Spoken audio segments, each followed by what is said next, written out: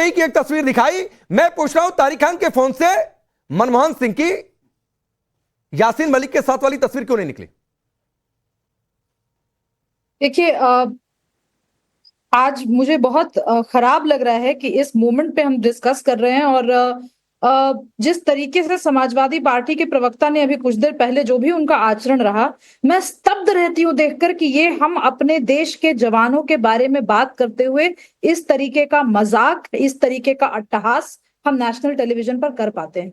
Operation सिंदूर पे अगर आपने पॉलिटिकली सरकार के साथ अगर आप खड़े हुए हो, तो आपका ये विद्रूप मुस्कुराता हुआ, हंसता हुआ, अट्टहास करता हुआ किसी बुजुर्ग पैनलिस्ट को ये कहना कि आप बीपी की दवा खाइए, ये कहाँ का तकाजा है मुझे नहीं पता, ये कहाँ की तालीम है मुझे नहीं पता, ये कहाँ की इनकी राष्ट्रभक्ति है मुझे नहीं पता।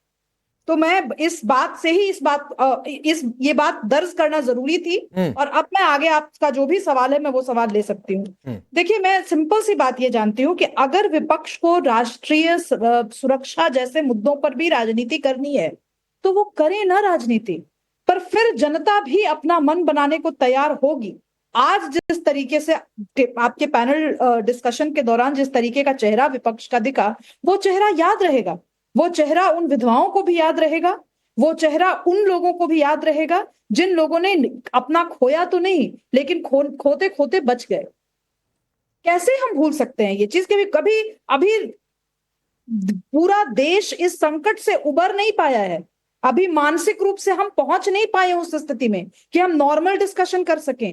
किसी के मुंह पे अट्टहास आ कैसे सकता है, मुझे ये समझ में नहीं आता। और ये जो भी जिस भी तरीके की बात हो रही है राकेश जी, देखिए, चाहे वो सैम पित्रोदा हो या वो आपके जयराम रमेश जी हो, ये बात राधिका खेड़ा जी पहले कांग्रेस में थी, वो बात जानती हैं। इन लोगों को क्यों पब्लिक प्रोक्लेमेशन के लिए बोला जाता है मुझे नहीं समझ में आता। आज तक इनके मुंह से कोई भी एक पॉलिटिकली करेक्ट चीज निकली हो जिससे देश का भला हुआ हो तो आप बताइएगा। ठीक है, ठीक है, मैं राधिका जी आता हूं, एक अहमद अयाज भी बोल लें, एक टिप्पणी उनकी भी हो जाए, फिर मैं सीधा आपके पास आता हूं। अहमद अयाज जी, गुलाम मीर एक हैं नेता, आप जानते भी होंगे बहुत अच्छे तरीके से।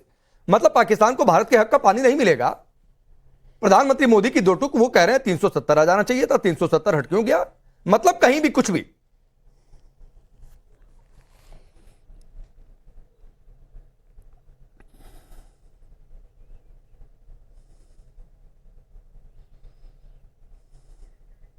अहमद अयाज जी, आवाज आ रही है सर? आपके लिए सवाल था।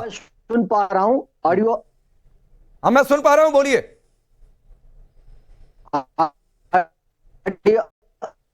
ऑडियो में थोड़ी दिक्कत है, लेकिन जो गुलाम अहमद मीर का बयान है उसके ऊपर सवाल है। देखिए, सवाल तो उठेंगे, अपोजिशन का काम है सवाल उठाएं। हालांकि कुछ मामला ऐसे हैं कि जहां सवाल नहीं उठाए जा सकते, लेकिन फिर भी एक जमहूरी निजाम है, हर एक उस कारकर्दगी पर जो गवर्नमेंट से वाबस्ता हो सवालात उठाए जा सकते हैं और हुकूमत का बनता है, जरूरी हुकूमत के लिए कि वो हर एक सवाल का जवाब दे, मां सिवाय कि वहां जहां डिफेंस के मामला हो, जहां प्लानिंग की बात हो या सिक्रेसी की बात हो। लेकिन बाकी अगर इस बात पर सवालात उठाए जाएंगे 370 को एब्रोगेट किया गया तो हासिल क्या हुआ, हक बजानिब है। अगर इसके ऊपर सवालात उठाए जाएं कि पहलगाम के बाद जो वाक़ा हुआ, सानिया जो हुआ, उसके बाद जो स्ट्राइक हुई तो हासिल क्या हुआ, कितना आमिन है। आपको डाउट है? अगर कोई मांगता है अहमद अयाज जी, क्योंकि पहलगाम के बाद जो स्ट्राइक हुआ उससे हासिल क्या हुआ आपको नहीं पता है? क्या हासिल हुआ? टॉप आतंकी मार दिए, नहीं, मैं कह रहा 9 अड्डे तबाह कर दिए, पाकिस्तान ने पलटवार किया तो घुसकर मारा, एयरबेस तबाह कर दिए।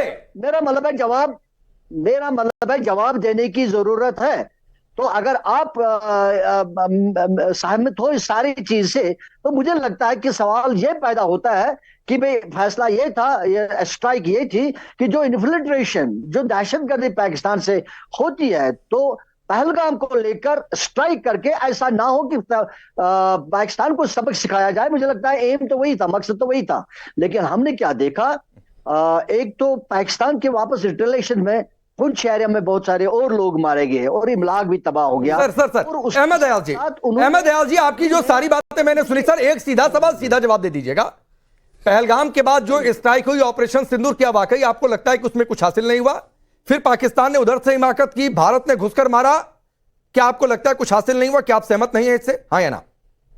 देखिए, जब हम ये लक्ष्य लेकर जाते हैं कि इन्फिल्ट्रेशन ना हो पाकिस्तान को, ना ना ना ना ना, अभी वो इन्फिल्ट्रेशन अभी साइड रखिए सर, इन्फिल्ट्रेशन को अभी साइड रखिए सर, नहीं या लक्ष्य टंकी नहीं मारने की साइड बंदा- रखिए थोड़ा सा इन्फिल्ट्रेशन। नहीं, आप- ऑपरेशन सिंदूर नहीं, लक्ष्य- और पाकिस्तान के एयरबेस को तबाह करके क्या वाकई आपको लगता है कि कुछ हासिल नहीं हुआ? नहीं, लक्ष्य क्या है? लक्ष्य था घुसकर मारना, मुझे तो लक्ष्य था आतंकी अड्डों को तबाह करना, लक्ष्य था कि पाकिस्तान हिमाकत करे तो उनको मुंहतोड़ जवाब देना। क्या आपको लगता है कि यह लक्ष्य हासिल नहीं किया भारतीय सेना ने? ले- एक छोटा एक मिनट कपिल, एक मिनट, सवाल है। एक मिनट सर। उन्होंने जब सीज फायर हुआ 5:30 बजे, तो 8 बजे उन्होंने वापस कर दिया। उसके बाद जब प्राइम मिनिस्टर ने कौम को खिताब किया तो उसके 10 नहीं नहीं सर, वो खिताब बता छोड़िए, मैं पूछ रहा हूं ऑपरेशन सिंदूर में 9 आतंकी अड्डे तबाह, मसूद अजहर का खानदान खत्म, पाकिस्तान को तबाह किया, आपको लगता है कुछ हासिल नहीं हुआ, हाँ या ना? एक लाइन आई नेवर से एक मैसेज चली गई पाकिस्तान को कि भाई पाकिस्तान हिंदुस्तान घुस के भी अंदर आ सकता है। नहीं नहीं, मैं पूछ रहा हूं अहमद अयाज जी, सर प्लीज ये प्रवचन नहीं सर, प्लीज प्रवचन नहीं, मुझे सीधा सवाल सीधा जवाब बहुत अच्छा लगता है, मैं फिर बीच में नहीं आता हूं। क्या आपको लगता है कि हासिल नहीं हुआ कुछ? नहीं, जो लक्ष्य जो है, मैं कहता हूं लक्ष्य जो था कि पाकिस्तान हमाकत नहीं करेगा, वो करता है। नहीं नहीं, ये लक्ष्य अभी ना ना, ये लक्ष्य था कि पाकिस्तान को उसकी औकात बताना, आपको लगता है ये हासिल नहीं हुआ? लक्ष्य क्या था? पाकिस्तान को उसकी औकात बताना, आतंकी अड्डों को तबाह करना। पीओके क्यों क्या कुछ करेगा पाकिस्तान तो उसकी सेना की भी औकात बताना, आपको लगता है ये लक्ष्य हासिल नहीं हुआ? लेकिन कर रहे हैं ना, पाकिस्तान तो अभी भी कर रहा है। तो फिर वही बात है, मैं पूछ रहा हूं, अभी आप नहीं बोलेंगे सर, इनकाउंटर एक मिनट, हाँ ठीक है ठीक है, Kapil ji 30 second, 30 second, 3 minute मेरे बर्बाद गए। अहमद अयाज जी बता नहीं पा रहे कि कुछ हासिल हुआ कि नहीं।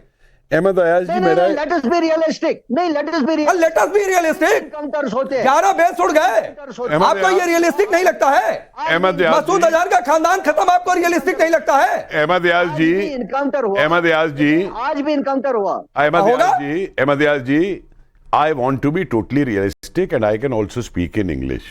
Okay? Now listen. Please do. How many Kashmiris, they came out against Pahalgam, they did the candle march and all that and everything.